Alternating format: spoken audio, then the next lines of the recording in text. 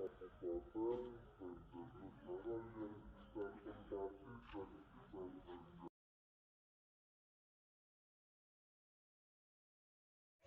ya. Oke, nanti bisa diulangi 2-3 kali. Kalian Bapak ini sama bisa SD, jadi saya yang sini dulu. Semuanya sama udah. Oke ya Pak ya, nggak apa-apa ya. Selamat pagi. Pagi.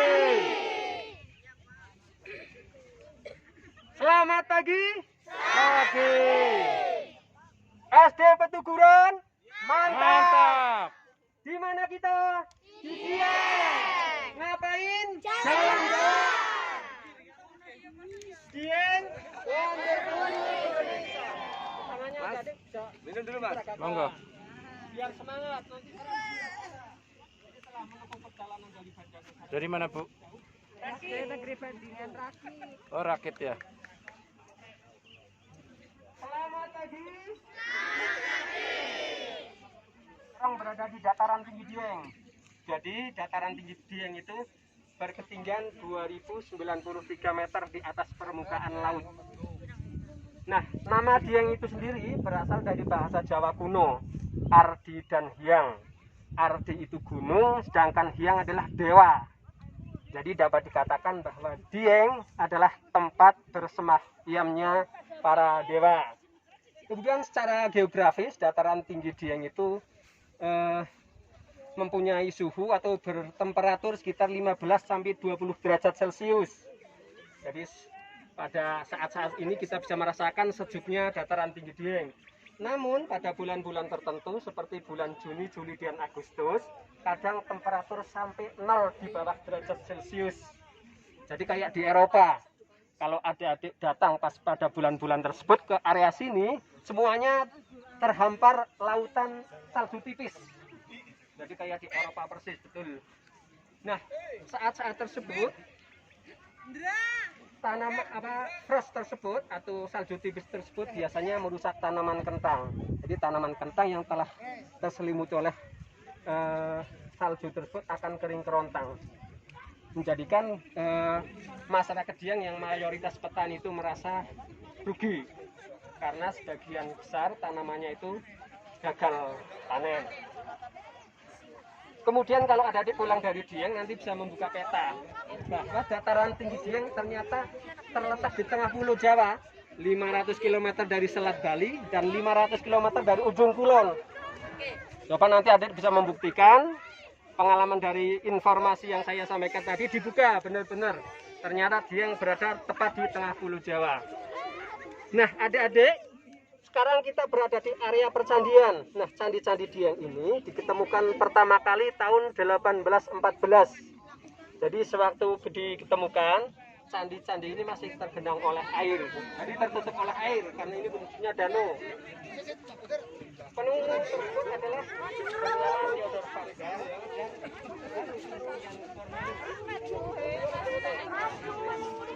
kebetulan ditugaskan oleh Gubernur Hindia Belanda untuk mengunjungi dataran tinggi Dieng.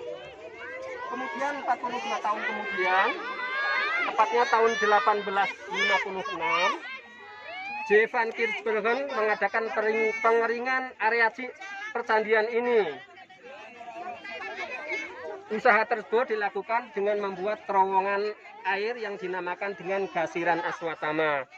Nah, hingga saat ini adik-adik kita semua bisa menyaksikan sisa-sisa penemuan oleh arkeolog dulu yang pernah menyelamatkan percandian yang ada di Dieng ini. Kemudian informasi yang penting lagi bahwa percandian di Dieng ini berlatar belakang Candi Hindu. Jadi untuk membedakan Candi Hindu dan Buddha biasanya dilihat dari arsitekturnya. Kalau bentuknya meruncing seperti gunung, ada kemuncaknya, biasanya itu Candi Hindu. Tapi kalau bentuknya besar, membulat, atau kayak ratna gitu, itu namanya Candi Buddha. Jadi bisa sedikit membedakan. Kayak Prambanan juga kecil ke atas, Candi Dieng juga kecil, meruncing ke atas. Nah kalau Borobudur biasanya bentuknya beda, tidak meruncing, makanya biasanya identitasnya adalah tanda-tanda itu untuk membedakan Candi Hindu dan Candi Buddha. Kemudian percandian yang ada di Dieng ini masih dimanfaatkan oleh sebagian orang-orang yang mengadakan ritual keagamaan di sini. Jadi sebagian besar termasuk orang-orang yang ada di sana, mereka datang ke Dieng tidak hanya berwisata, namun juga mereka mengadakan persembahyangan yang ada di sini. Hingga saat ini, tapi kalau masyarakat Dieng sejauh ini tidak memanfaatkan karena mayoritas masyarakat Dieng adalah Muslim. Namun demikian, masyarakat Dieng tinggal mengambil hasilnya dari dunia pariwisata terkait kunjungan wisatawan yang mengunjungi dataran tinggi ini. Nah, adik-adik nanti bisa mendekati percandian yang ada di sana. Dari bentuk percandiannya itu menurut konsep agama Hindu dibagi menjadi 3. Kalau kaki candi itu namanya Burloka, kalau badan candi namanya Dwarloka, yang atasnya kemuncaknya itu namanya Swarloka. Jadi ada filosofi tersendiri. Kalau kaki candi yang namanya Burloka itu menggambarkan kehidupan manusia biasa. Kalau yang Dwarloka tengah-tengah itu menggambarkan kehidupan manusia suci. Nah, kalau yang atas Swarloka atau Nirwana itu sudah menggambarkan manusia sangat bebas. Di dalam candi, adik-adik nanti bisa menemukan semacam lingga yoni. Kalau adik masuk ke semua candi nanti bisa ditemukan kotak persegi 4, di dalamnya ada yoni.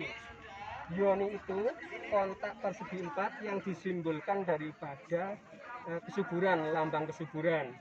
Nah, biasanya yoni itu di atasnya ada semacam batu bulat yang namanya lingga. Lingga itu simbol daripada kejantanan. Makanya lingga dan yoni biasanya menjadi satu karena merupakan simbol penciptaan. Nanti adik-adik bisa membuktikan yang ada di percandian yang ada di sini. Nah, candi-candi yang ada di Dieng ini kenapa dinamakan dengan tokoh-tokoh pewayangan. Jadi sejauh ini tidak diketemukan secara pasti siapa sebenarnya yang memberi nama-nama tokoh pewayangan ini. Jadi dalam beberapa prasasti juga tidak disebutkan siapa yang memberi nama ini. Jadi termasuk orang-orang Dieng ini juga merasa tidak memberikan identitas atau nama-nama candi-candi yang ada di sini. Jadi sampai sekarang tidak diketahui secara pasti. Dan perlu diketahui bahwa semua percandian yang ada di Indonesia khususnya itu nggak ada namanya. Beda dengan sekarang. Kalau sekarang, kalau kita membangun bangunan monumental seperti gedung, monumen dan sebagainya itu langsung diberi nama. Contohnya misalnya Monas, di situ ada prasastinya, pemberian nama. Ada Museum Jogja Kembali juga ada namanya, masjid dan sebagainya. Tapi kalau zaman dulu sama sekali tidak ada.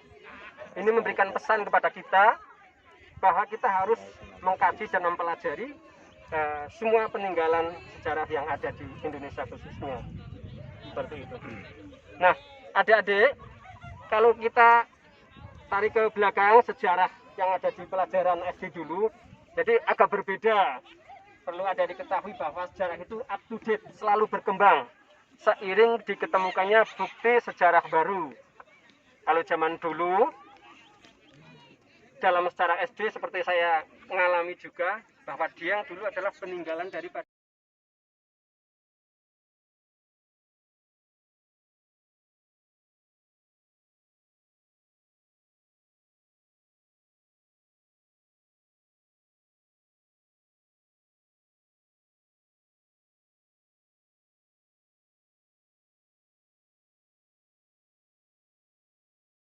Pandapa atau pendopo.